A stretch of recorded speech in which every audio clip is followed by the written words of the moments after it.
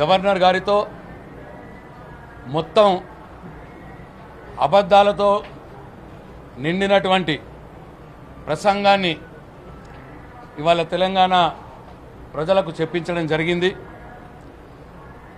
ఈ మొత్తం ప్రసంగంలో ఎక్కడ కూడా స్కీముల గురించి ఎక్కడ కూడా లేదు।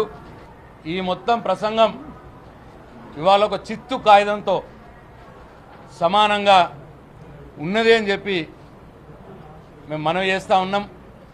ఎందుకంటే ఎక్కడ కూడా ప్రభుత్వం ఈ ప్రసంగంలో వారిచ్చిన గ్యారంటీల గురించి ఎక్కడ కూడా ప్రస్తావన చేయలేదు। వారు ప్రజలకు ఇచ్చినటువంటి 6 గ్యారంటీల విషయంలో కావచ్చు, 420 హామీల విషయంలో కావచ్చు, ఎక్కడ కూడా ఈ ప్రసంగంలో ప్రస్తావన చేయలేదు।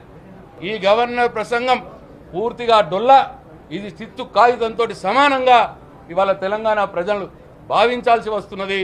గవర్నర్ ప్రసంగం ద్వారా ఇవాళ తెలంగాణ ప్రజల్ని ఈ ప్రభుత్వం నిండా మోసం చేసింది। వారు చేయవలసినటువంటి కార్యక్రమాల గురించి ఎక్కడ కూడా పొందుపరచకుండా ఇక మేము ఇప్పటిదాకా మేము ఏం చేయలేదు, రాబోయే కాలంలో కూడా ఏం చెయ్యము అని స్పష్టంగా చెప్పినట్టు ఈ గవర్నర్ ప్రసంగం ద్వారా తెలంగాణ సమాజం భావించవలసి వస్తుంది।